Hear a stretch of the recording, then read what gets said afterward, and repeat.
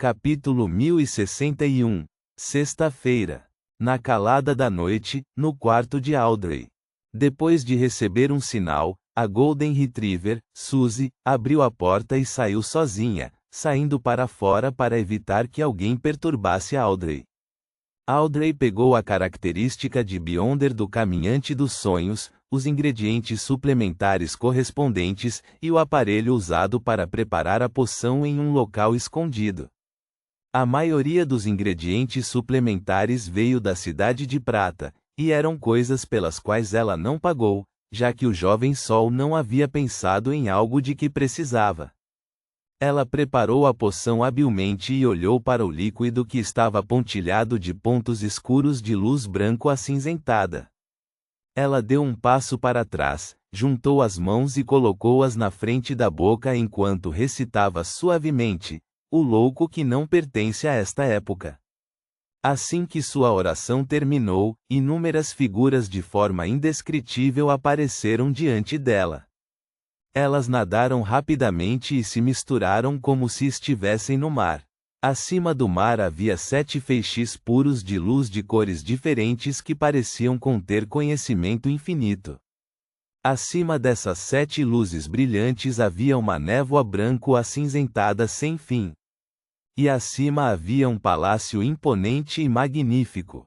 Naquele momento, a porta do palácio se abriu quando uma figura formada por luz dourada abriu seus 12 pares de asas formadas por chamas escarlates e voou para baixo, pousando na frente de Audrey.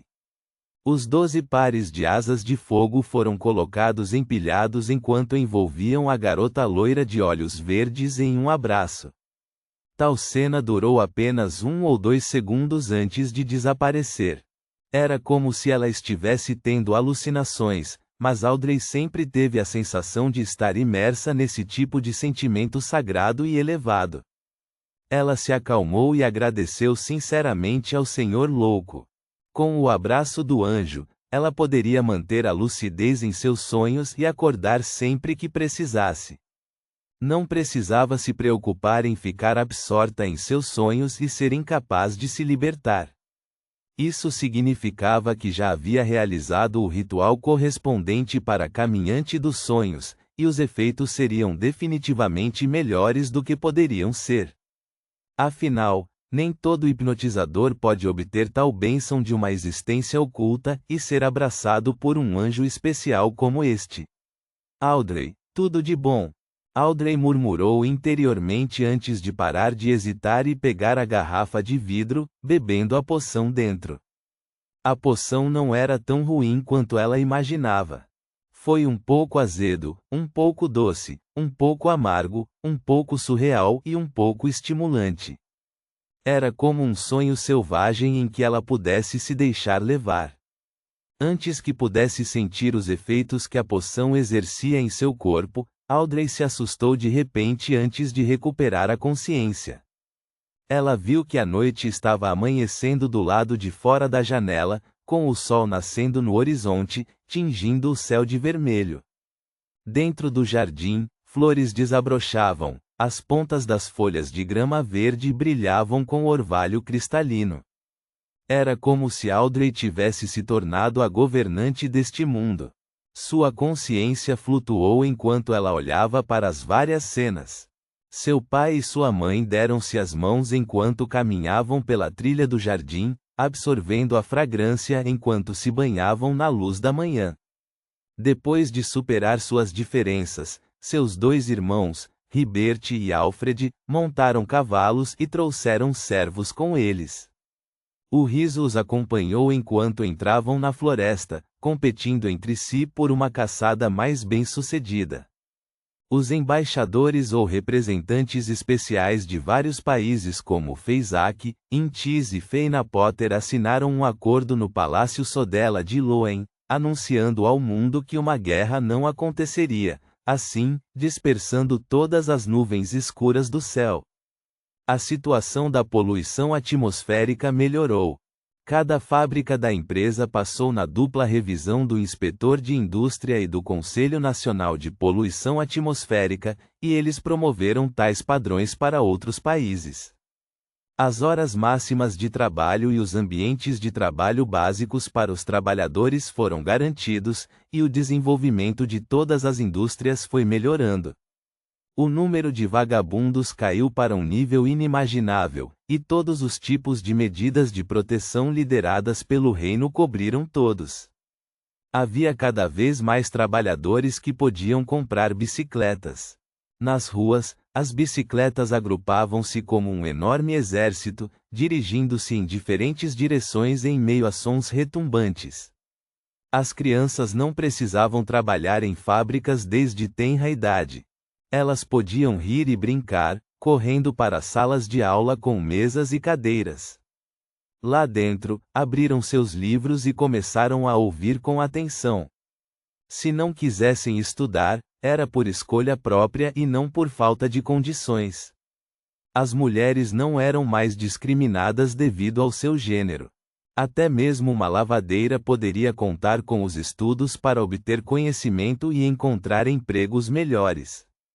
Havia repórteres, professoras, policiais, soldados, mineiros e funcionários públicos, vistos em todas as esferas da vida. Todo tipo de itens mecânicos apareceram nas ruas e becos, trazendo comodidade e alegria ao povo. Na praça em frente à Catedral da Noite Eterna, pombos voaram e pousaram. As pessoas estavam sentadas ou tocando acordeão, aproveitando plenamente suas vidas. Este era o sonho de Audrey para o futuro. Beyonders não oficiais não precisavam mais se preocupar. Contanto que recebessem um check-up de sua condição física e mental, poderiam andar abertamente e usar seus poderes Beyonder para ganhar dinheiro de forma legal. Isso é realmente maravilhoso. Se não fosse pela minha lucidez, eu teria me perdido nisso. Eu teria descido da minha posição de comando em minha consciência, dando um passeio com meus pais, caçando com meus irmãos e ocasionalmente indo à escola para ensinar crianças. Muitas vezes eu trabalharia duro para a extensão da paz mundial. Audrey olhou para o sonho, sentindo uma pontada de pungência. Ela então sentiu sua projeção astral subir mais uma vez, saindo dos limites do mundo nebuloso. Ela viu que seu sonho era como uma enorme bolha que crescia da ilha da consciência enquanto a envolvia silenciosamente. A bolha de ar estava cercada por uma névoa cinzenta. De longe, podia ver vagamente outras bolhas de ar e abaixo delas estavam suas correspondentes ilhas de consciência. Nas profundezas da névoa cinzenta havia um mar ilusório silencioso, ondulante e cintilante, que parecia sem fundo. O mar do subconsciente coletivo. Este é o cenário de um mundo mental para um caminhante dos sonhos. Somente do manipulador em diante alguém é realmente capaz de interferir no mar do subconsciente coletivo. Audrey assentiu em esclarecimento e retraiu o olhar. Sem ficar mais tempo, ela escapou à força de seu sonho. Sua visão voltou ao normal imediatamente, pois permanecia escuro como o breu lá fora. Apenas as lâmpadas da rua ao redor do jardim emitiam luz. Ela então olhou para o espelho de corpo inteiro em seu quarto. Sentiu que não parecia muito diferente de antes. Somente quando observou com atenção percebeu que seu par de olhos verdes estava se tornando mais límpido e profundo, como se pudessem refletir a alma dos outros. Fechando os olhos e absorvendo o conhecimento trazido pela poção, Audrey rapidamente compreendeu o poder central do caminhante dos sonhos. Ao guiar e controlar um sonho, ela poderia obter informações e afetar o inimigo. Havia dois aspectos. O primeiro era a orientação, que era semelhante ao pesadelo do caminho da meia-noite, usando as diferentes mudanças em um sonho para guiar um alvo na revelação dos segredos mais profundos. A diferença era que um pesadelo poderia forçar uma pessoa a entrar em um sonho. No entanto, os caminhantes dos sonhos não eram capazes disso, a menos que usassem hipnose. O segundo era a alteração. Ao modificar o sonho de um alvo, pode-se influenciar um alvo durante um longo período de tempo, mudando e obrigando-o a fazer coisas que normalmente não faria sem que percebesse.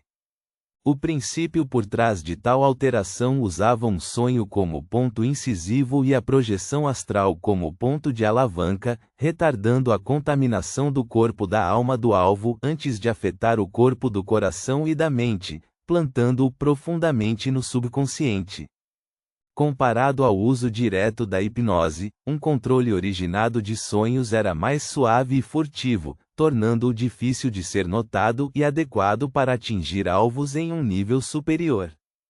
Pelo que parece, a maioria dos assuntos que envolvem amor à primeira vista podem ter alguns casos ocultos que foram resultado da alteração dos sonhos. Sim, entre muitos romances populares mais vendidos, a mulher muitas vezes sonha com uma figura e ganha um momento lindo e romântico com ele. Portanto, quando encontrarem o protagonista masculino que é semelhante à figura de seus sonhos, elas rapidamente sucumbiram a eles e terão uma forte propensão ao amor.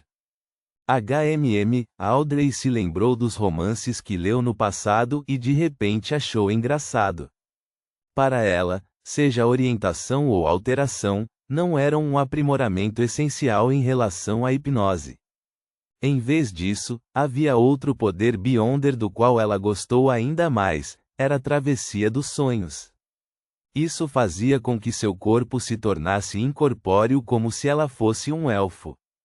Ela não só poderia se esconder diretamente no sonho de outra pessoa, mas também poderia pular de um sonho para outro sonho, completando um teletransporte no sentido físico. A restrição para tais travessias era que a distância entre dois sonhos não poderia ultrapassar 500 metros, e eles deveriam pertencer a criaturas inteligentes. Em ambientes especiais, isso pode efetivamente me esconder. Porque Vin Rambis não me afetou diretamente através da alteração dos sonhos. Porque este lugar é protegido pela igreja. O caminho da meia-noite também é habilidoso no domínio dos sonhos. Audrey pensou enquanto começava a convergir sua espiritualidade. Reticências. No antigo palácio acima da névoa. Ao longo da longa mesa de bronze, Klein sentou-se na diagonal de Leonard. Por que você está procurando por mim de repente? Leonard recostou-se na cadeira e perguntou preguiçosamente. Independentemente disso, ele ainda lembrava que este lugar pertencia ao Senhor Louco, então não ousou parecer muito casual. Klein olhou para ele e disse: preciso da sua ajuda com uma coisa. Você precisa da minha ajuda? Leonard apontou para si mesmo e perguntou surpreso: você está se referindo a Palés? Ele não achava que poderia ajudar um semideus como o Klein.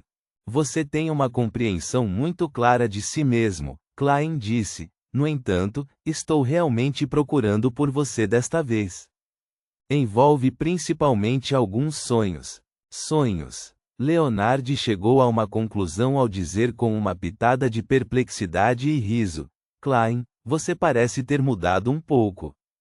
Quero dizer, você se tornou mais parecido com o passado, não usando mais aquela expressão sombria. Sem esperar resposta, ele ajeitou os cabelos desgrenhados e sorriu. Isso é uma coisa boa. Bem, ainda sou muito bom em sonhos. A quem pertencem os sonhos? Sem pestanejar, Klein respondeu: um soldado de Loen de mais de 100 anos atrás, um aristocrata da quarta época, um asceta da terceira época e um elfo e gigante da segunda época. O que? Leonard perguntou com seus olhos verdes com uma expressão vazia, perguntando-se se tinha ouvido errado.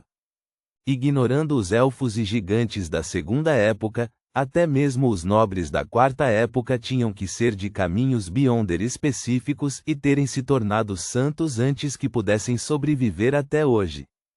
Não pode ser que todos sejam anjos, exceto aquele soldado de Loen, certo? Entrar no sonho dos anjos. Acho que é melhor encontrar o velho. Os pensamentos de Leonard se agitaram instantaneamente como se ele estivesse em um sonho. Ponto.